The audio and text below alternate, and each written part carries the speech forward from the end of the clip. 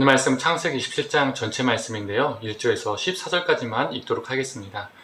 이삭이 나이가 많아 눈이 어두워 잘 보지 못하더니 맏아들 에서를 불러 이르되 내 아들아 하매 그가 이르되 내가 여기 있나이다 하니 이삭이 이르되 내가 이제 늙어 어느 날 죽을는지 알지 못하니 그런즉 내 기구 곧 화살통과 활을 가지고 들에 가서 나를 위하여 사냥하여 내가 즐기는 별미를 만들어 내게로 가져와서 먹게 하여 내가 죽기 전에 내 마음껏 내게 축복하게 하라.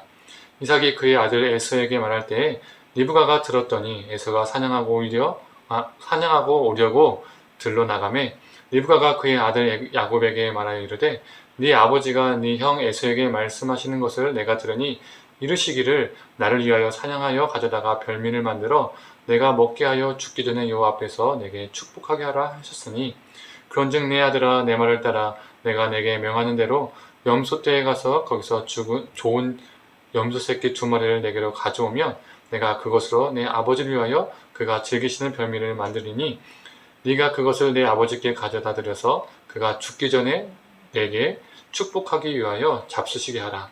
야곱이 그 어머니 리브가에게 이르되 내 형 에서는 털이 많은 사람이요 나는 매끈한 사람인즉 아버지께서 나를 만드실진데 내 아버지 눈에 속이는 자로 보일지라 복은 고사하고 저주를 받을까 하나이다. 어머니가 그에게 이르시되 내 아들아 너의 저주는 내게로 돌리리니 내 말만 따르고 가서 가져오라. 그가 가서 끌어다가 어머니에게로 가져왔더니 그의 어머니가 그의 아버지가 즐기는 별미를 만들었더라. 아멘. 아침 묵상을 들으시는 모든 성도님들에게 하나님의 은혜가 있기를 간절히 소망합니다. 오늘 본문은 하나님은 없으나 하나님의 이름으로 자행되는 인간의 어리석음, 하나님의 복을 인간의 행위로 얻고자 하는 인간의 욕심을 보여주는 본문입니다. 오늘 본문의 1절에 이삭이 눈이 어둡다라고 표현한 것은 단순히 육체적인 눈뿐만 아니라 그의 영적인 눈이 어두워졌고 분별력도 떨어졌음을 암시하는 말이라 볼 수 있습니다. 그가 영적인 분별력을 잃었다는 것을 어떻게 알 수가 있죠? 이삭은 에서에게 축복하기 위해서 에서를 부릅니다.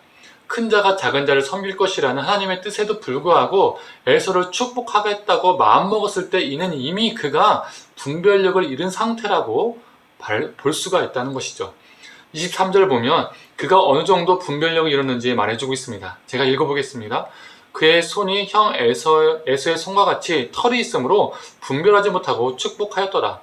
목소리는 야곱 같은데 에서라고 하니까 이삭이 직접 만져보고 내가 축복하겠다는 것이죠. 야곱은 털 많은 형을 흉내내기 위해서 염소 가죽을 입고 있었습니다. 그리고 이삭이 야곱의 손을 만지고 그 염소 가죽이 느껴지니까 에서라고 생각한 것이죠. 그런데 아무리 에서가 털이 많더라 하더라도 염소 털만큼 많을 수 있었을까요?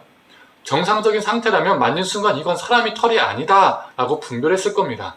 그러나 23절은 분별하지 못했다라고 언급하고 있습니다.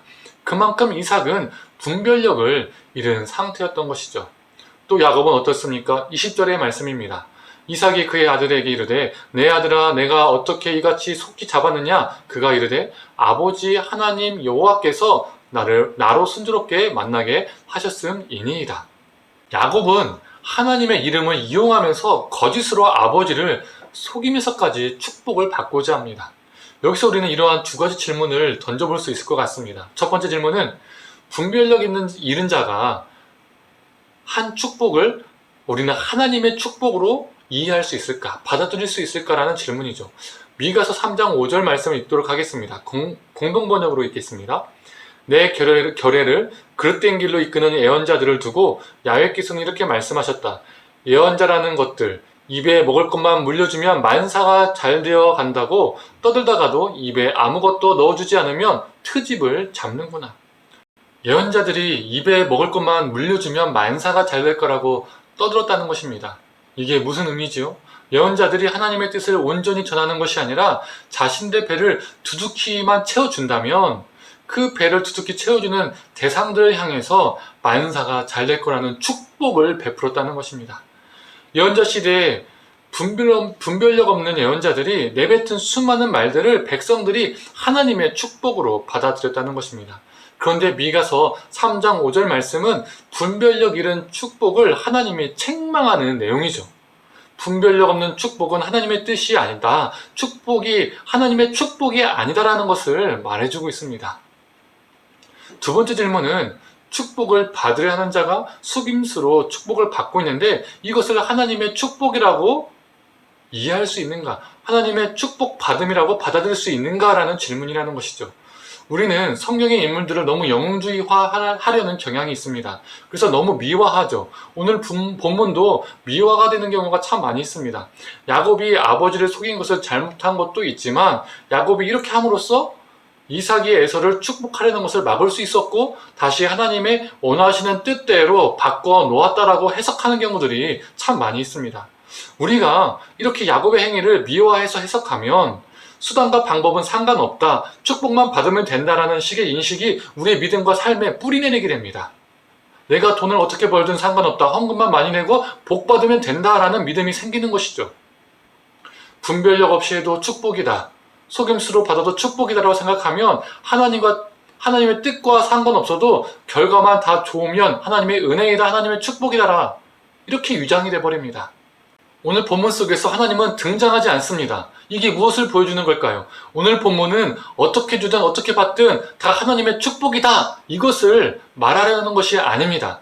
하나님을 이용하여 축복하려고 하고 하나님을 이용하여 축복받으려 하는 인간의 욕망, 욕심을 보여주고 있는 것이죠. 동시에 이런 인간의 그릇됨, 욕망 속에서도 자신의 약속을 신실하게 지키시는 하나님을 말하고자 한 것이죠. 이삭이 에서에게서 손을 얹고 에서를 축복했어도 장자의 축복은 에서에게 가지 않았을 겁니다. 사람의 행위보다 하나님의 작정하심이 크기 때문이죠. 또한 야곱은 자신의 아버지를 속이지 않았어도 하나님은 분명 야곱이 축복받게 하셨을 겁니다. 그게 하나님의 작정하심, 하나님의 뜻이었기 때문입니다. 사랑하는 성도님들, 우리에게 축복은 무엇인지요? 부자 되는 것, 인생이 잘 풀리는 것, 합격하고 승진하고 출세하고 성공하고 건강하고 안락한 것, 내가 원하는 것을 어떻게든 얻는 것, 이게 축복일까요? 어떤 방법으로 얻는 것, 결과만 좋으면 다 하나님의 은혜일까요? 시편 73편 28절은 이렇게 말합니다. 하나님이 가까이함이 내게 복이라. 우리가 세상적으로 아무리 성공해도 하나님이 없으면 복이 아닙니다. 우리가 하나님과 함께함이 우리 인생의 최고의 복이 되기를 간절히 소망합니다. 그 복을 쫓아 살아가는 저와 우리 성도님 되기를 간절히 축원합니다. 함께 기도하겠습니다. 하나님의 뜻과 무관하게 축복하기 위해서, 또 하나님의 뜻과 무관하게 축복받기 위해서 참 인간의 욕심과 욕망이 넘쳐나는, 거짓이 넘쳐나는 각축전을 보게 됩니다. 이삭이 에서에게 손을 얹고 축복했을지라도 하나님의 작정하심이 더 크기 때문에 분명 야곱이 축복을 받았을 것이고, 야곱이 아버지를 속이지 않았어도 하나님의 계획하심이 더 크시기 때문에 야곱은 축복을 받았을 겁니다. 하나님, 우리가 이 인간적인 축복을 받기 위해서 수단과 방법을 가리지 않는 존재되지 않게 하여 주시옵소서. 그렇게 얻은 축복들을 하나님의 은혜라고, 하나님의 복이라고 고백하지 않게 하여 주시옵소서. 하나님, 다른 복을 우리가 구하는 것이 아니라 하나님과 함께하는 그 복을 우리가 구하게 하여 주시옵소서. 그 복이 나에게 복이라, 나에게 은혜라고 고백할 수 있는 존재 되게 하여 주시옵소서. 모든 걸 감사드리며 사랑이 많으신 예수님의 이름으로 기도드립니다. 아멘.